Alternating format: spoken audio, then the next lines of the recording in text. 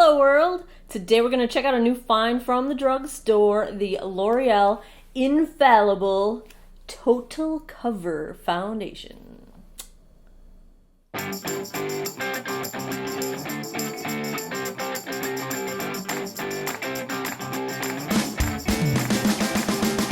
Hey everybody, Shelly here, and today we are going to check out the L'Oreal Infallible Total Cover Foundation, which is the next in a very popular line of foundations in the Infallible line.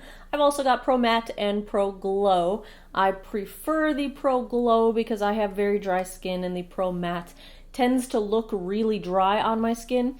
And initially when I saw the total cover, I was thinking, is this intended to be a replacement for the Pro Matte formula? And having compared them, I would say definitely no. I don't think they're intending to replace this one with this. They're different formulas in the sense that this is a very moussey texture formula and this is not. So they're different enough that I don't think that they are going to replace it. I think this is the next in their series. So I've got this in shade 301. Now it looks like the way they're doing this, so I'm very fair, and a shade starting with the number 3, the first thing I did was dig and try to find a shade that was lighter, and it's not seeming that it works that way. So these all have the name Classic Ivory, and the Pro Matte is number 101 Classic Ivory, and the Pro Glow is number 201 Classic Ivory, and so the total cover is 301 Classic Ivory. So I think they've just used that numbering scheme, and the 01s are all their Classic Ivory shade. Now, that said, they are not identical in shades really at all. So let me pull in the swatches of these 3 foundations plus a few other drugstore foundations that I've got on the fair end of the spectrum and see what they look like. Swatch time. So here we've got the L'Oreal Infallible in the new Total Cover. This is in shade 301, Classic Ivory. This is the L'Oreal Infallible Pro Glow in 201 Classic Ivory. The L'Oreal Infallible Pro Matte in 101 Classic Ivory. And then to compare this to a few others, this is the Revlon Color Stay in 110 for normal to dry. This is the Maybelline Fit Me Dewy and Smooth in 115 Ivory. And this is the L'Oreal True Match Lumi in neutral 1 to 2.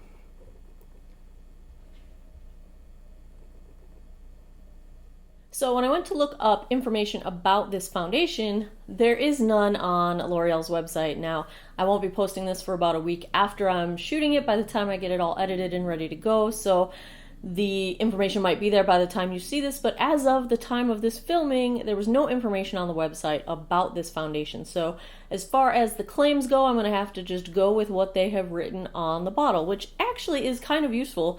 All 3 of these Infallible foundations have a list of things you might be concerned about when choosing a foundation, and then a rating for the different values that they're assigning to these foundations. So I picked this up at Walmart for $10.99, and on the back they've got finish, wear time, coverage, and texture.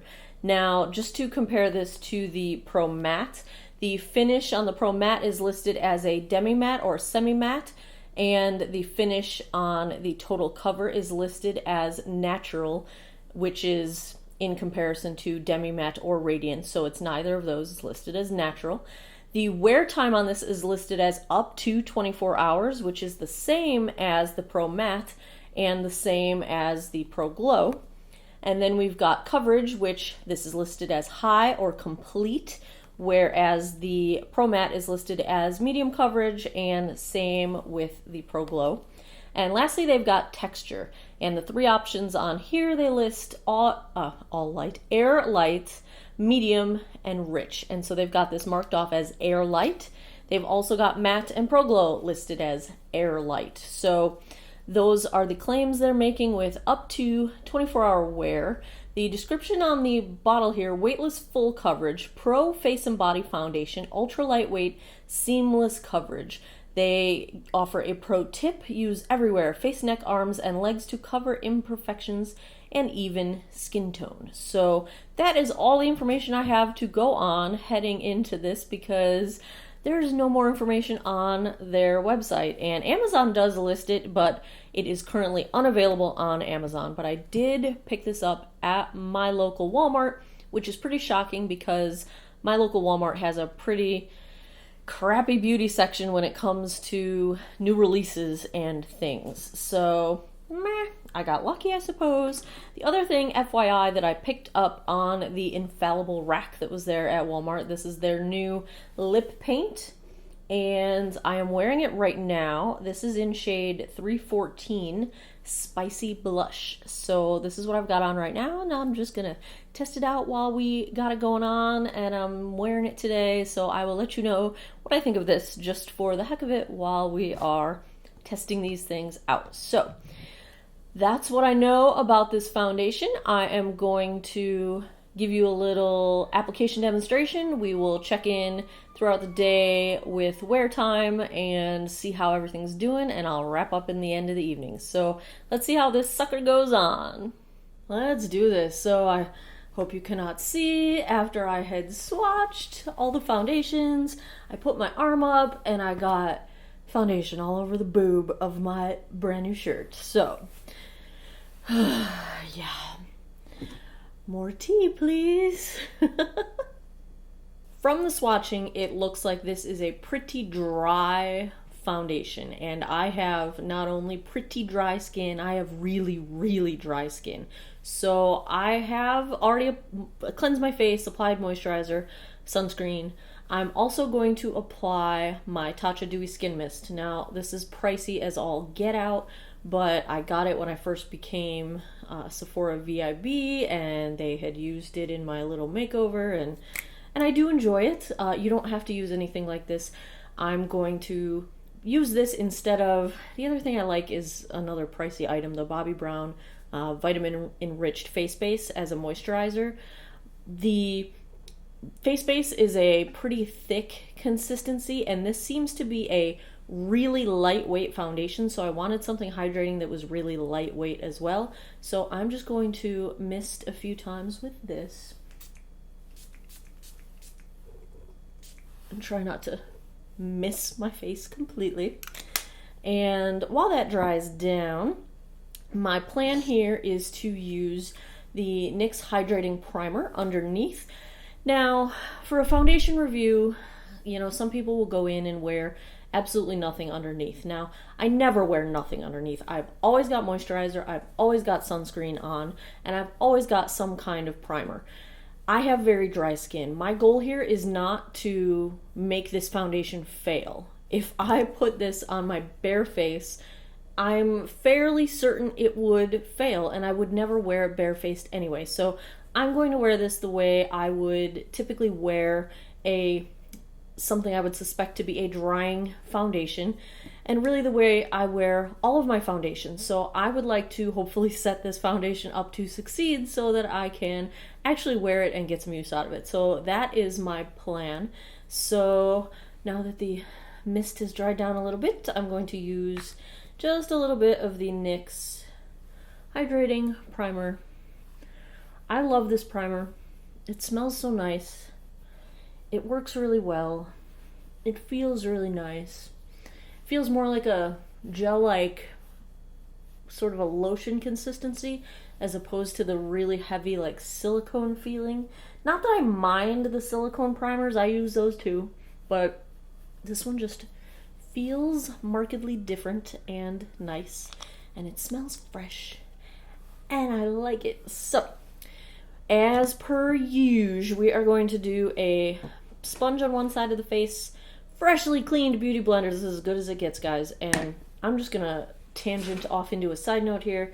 Do you see all of the little divots and specks of damage going on here? So my cats got a hold of my beauty blender, as they like to do, and I just want to say that the beauty blender does not hold up very well to cats. My cats also got a hold of my mini micro beauty blender and basically destroyed it, and they've also gotten a hold of my Real Techniques Miracle Complexion Sponge, and there's one tiny little tooth mark in it, and they've gotten that thing a dozen times, because now I don't worry about it so much, because A, it's cheaper. B, it seems to hold up to their damage pretty well. So I'm really not impressed with how well the Beauty Blender has been holding up or not to my cats. I know it's not designed to hold up to cats, but so there you go. The other side, I will use my favorite brush. This is the Kat Von D brush number 10, the Locket Edge foundation brush. And if I have a preference, then we'll just go with whatever the preference is. So here we go. This has a sort of a squeezy tube sort of a thing going on here. And I'm just going to squeeze some out. I will dab it onto my mug and we'll blend out. Now, since this seems to be a pretty dry foundation, I think I'm going to do one half and then squeeze more out and get the other half. So let's go that way. Here's what it looks like. Don't mind the cat hair on my finger. Oh my. There we go. It's sort of, what would you call it? Moussey? Moussey? Moussey. Maybe it's moussey. See, it's a pretty thick, yeah, I'm going to stick with the word moussey. That's what we're going to call it. And we're going to Beauty Blender this side, people. Does seem like a little goes a long way.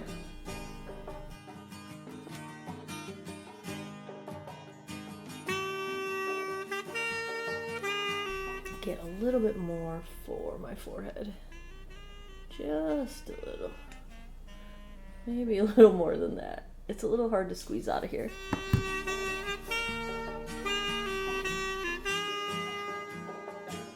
So far, so good. It does have really nice coverage in a very, very lightweight. I mean, I would call it sheer, except it's a sheer feeling, but it's not a sheer level of coverage. I would not say with the sponge I'm getting full coverage right off the bat. You can still see my freckles coming through, but compared to the other side of my face, it definitely completely canceled out redness clearly, and looks pretty nice. Let's try the brush side and see what we got going on.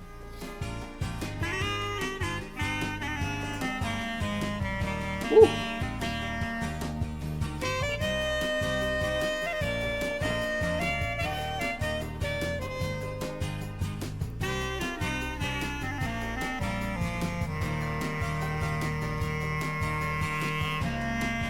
This goes on really fast and easy with the brush. Get a little for the forehead. I may sort of go around and touch up the rest with this brush because it's it's okay either way. I think the finish looks nice either way, but I like the brush just a little bit more, which, you know, for me is a little unusual. I usually prefer the Beauty Blender. But this is not, I'm not seeing brush strokes in the foundation. I'm not seeing texture. It's really smoothing in quite nicely with this brush. The other thing I like about this brush, and this is unrelated to the foundation, but because it's got that sort of beveled edge, you can get up and around the corners of your eyes and the contours of your eyes if you do like to bring your foundation all the way in. I've got really dark circles in the inner corners of my eyes that could always benefit from some extra coverage. Yeah. The side of my nose I did with the Beauty Blender is a little spotty, and the side with the brush is not. I'm gonna try to rectify that if I can.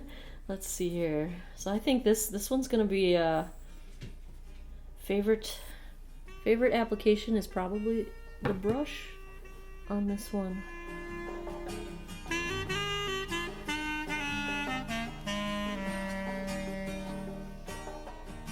Well, that side of my nose just might not cooperate. I was watching, who was I watching? Jade the Libra, and she had mentioned that especially in the winter with her dry skin, she uses a dry beauty blender instead of a damp beauty blender, and it seems to prevent foundation from clinging to dry patches.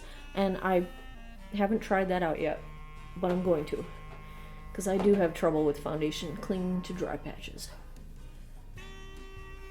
Well, one half of my nose just looks like crap. That's okay. There's still a tiny bit of redness hanging out around my nose, but overall, this is kind of... I'm sort of shocked at how light this feels and how light it looks texture-wise, but with really good coverage. I'm gonna go in with just a little bit more on my freckly areas where I've got my discoloration and see if I can get full coverage over there. I've also got some cranky freckles down here.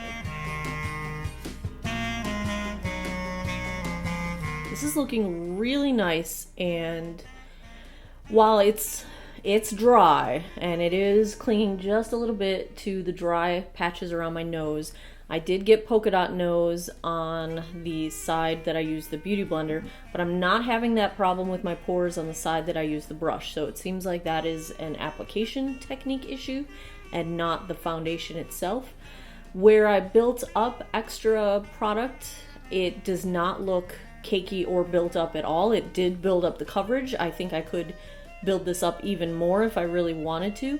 It's not settling into my forehead lines really at all. Let me zoom you guys in and we'll get a look here.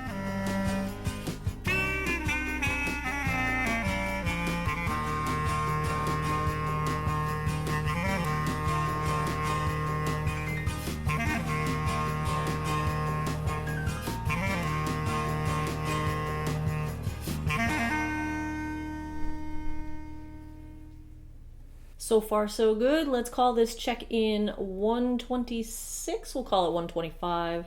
And I'm gonna go put the rest of my face on and I'll be right back. And we're back, face is on, and all of my makeup applied just fine over this. For as dry of a formula as this is, I'm shocked that it A, doesn't feel very drying, and B, is really not accentuating texture on my face. It's not accentuating my pores, with the exception of the spotting I have on my nose from the Beauty Blender side that I was not able to rectify. But I have a pretty serious dry patch on the side of my nose that is not accentuated at all.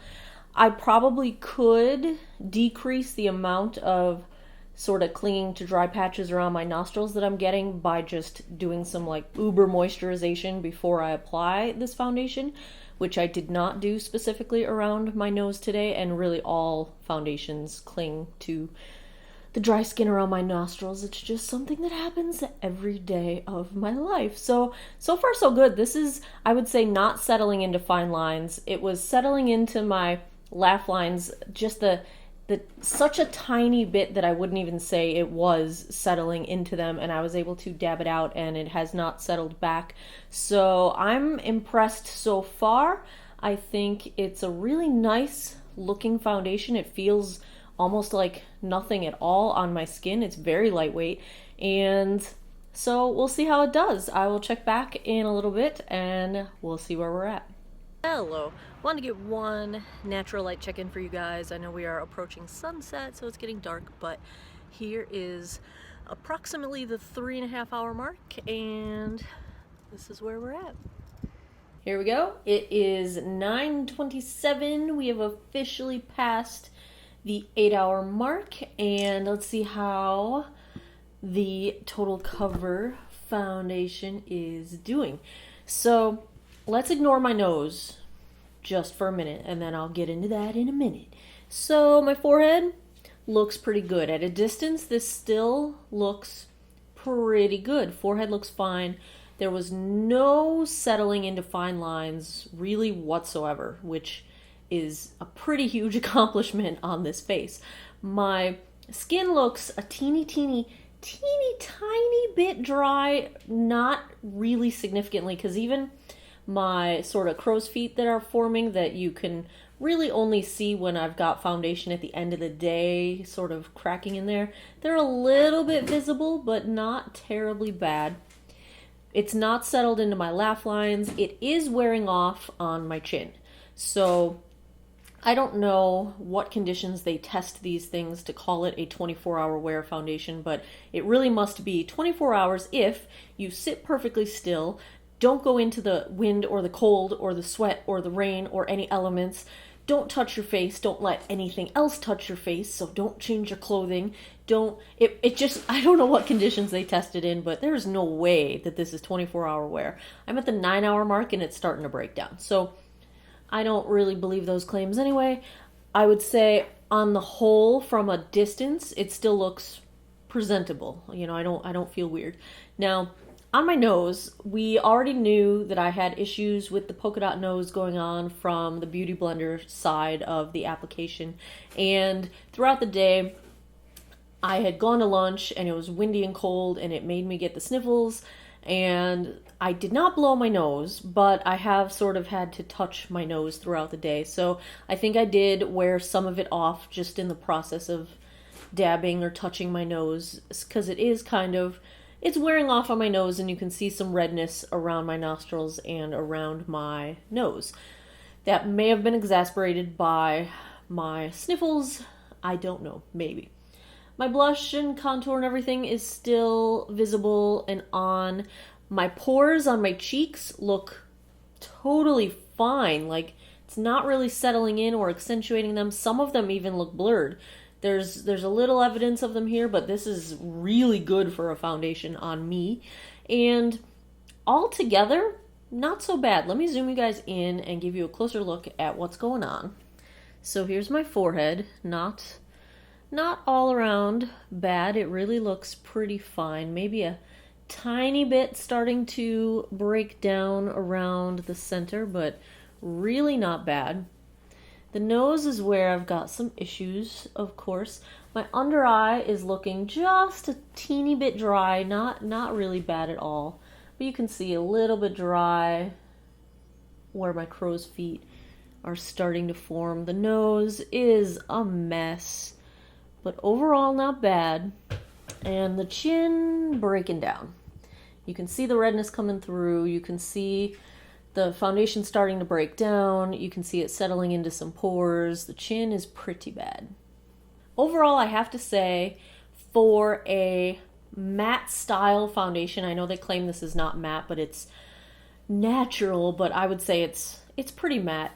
I think on skin that is as dry as mine is, this is a total win. It's not a holy grail foundation for me because it does break down and it does sort of accentuate my lines by the end of the day, and 9 hours is not a really long wear time. I usually have 12 to 14 hour days, so I really need a little bit more out of my foundation. That being said, I think I can take a few extra steps in terms of moisturization underneath this foundation that might help that a little bit. I will make sure to use a brush in the future and skip the Beauty Blender because the foundation seemed to go on a lot better in terms of my nose, especially with the brush. I think overall I'm definitely going to wear this foundation. I like the color. It does not seem to have oxidized on me. It wears well. It feels like nothing. I mean, it feels completely weightless. It's probably the lightest feeling foundation that has this much coverage that I've really ever worn, which I think is pretty impressive. Yeah, I'm a fan. Now, I did mention that I was also wearing the Infallible Lip Paints that just came out. This has been reapplied, but I will say they wear really well. They feel wonderful. They feel moisturizing. They're not slimy. They transfer a little bit, but they transfer really gracefully. So it's like you'll get some on your cup if you drink from a cup, but you don't end up with splotchy lips. It's wearing really, really well. Even after a meal, it had degraded, but it degraded gracefully. They seem pretty long wear from what I can tell. Not quite a long wear style lipstick, but long wear in the sense of, for a non-long wear, I'm getting quite a few hours of good wear out of it. And I'd say thumbs up on these guys too. I think I'm going to have to pick up a couple more shades of these. So there you have it. I'm going to say thumbs up on the Infallible Total Cover. If I had to give this a grade, I would probably give it B+, maybe an A-. Like it's it's pretty good. The one thing that I have to say, all through the day when I would catch a glimpse of myself in the mirror, I really like how it looked in terms of the finish. I don't think I have any foundation that has quite the same finish that this does. So, thumbs up. I'm gonna keep wearing it. There you have it. Hope you enjoyed this little foundation first impression review. If you'd like to see some other foundations, leave me a comment down below. Let me know what you would like to see, and I will try to get my hands on it and make a video for you.